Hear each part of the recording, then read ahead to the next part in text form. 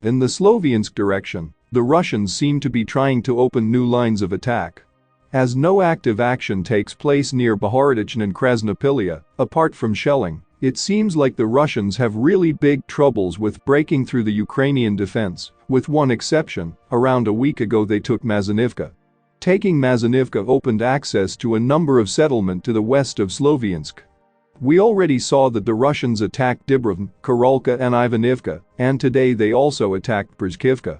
From this we can see that the Russians are testing the next line of defense by conducting combat reconnaissance operations. So far, it is too early to tell which direction they will choose to attack, but it is highly likely that they will continue engaging these new settlements in order to find a weak spot, and if we see the intensity of attacks increasing near a particular settlement, then this would mean that they found a weak spot that they will probably try overwhelm, as the Ukrainian defense in other directions have been very well fortified.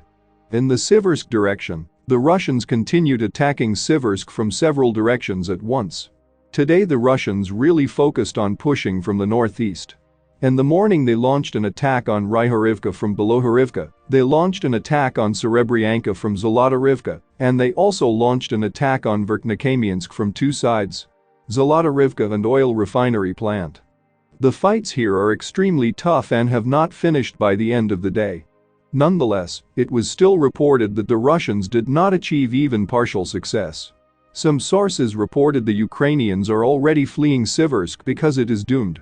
In reality, they only moved 1 or 2 tactical battalion groups to Soledar, and not to flee, but because Soledar needed some reinforcement.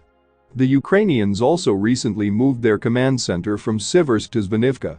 But de facto Zvanivka has always been the main point of defense of this region, not Siversk.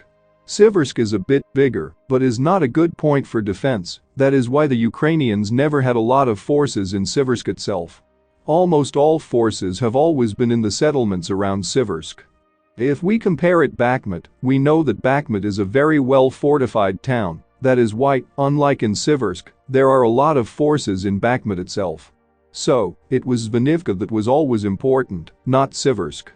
That is why when the Russians just broke through the Ukrainian defense in Mykolaievka, they immediately tried to push in the direction of Spern, and from there to Zvanivka, and that is why the Ukrainians have devoted their most skilled forces to defend the Zvanivka direction. In the south, the battle around Volodar continued. Many sources suggest that the fights here are very fierce, despite the fact that not a lot of forces are engaged in the fight. Almost every day I find reports that the fighters lose aircrafts and helicopters in this region.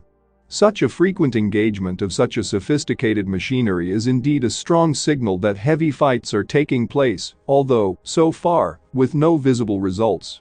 In the second southern direction there are a lot of important updates.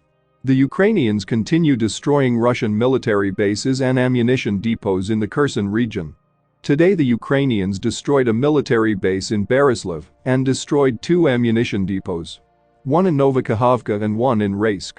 Some people asked in the comments how do they know if they hit the ammo depot. There is a number of ways to make sure that this was indeed an ammo depot. Firstly, artillery strikes are usually conducted with the help of drones that are used to observe the situation from above and make quick corrections if something goes wrong.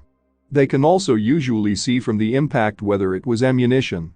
If we compare an explosion in the military base with an explosion in the ammo depot, we can immediately see the difference. Also, secondary detonations is an even better indicator.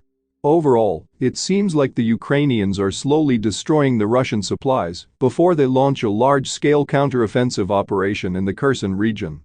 Scale counter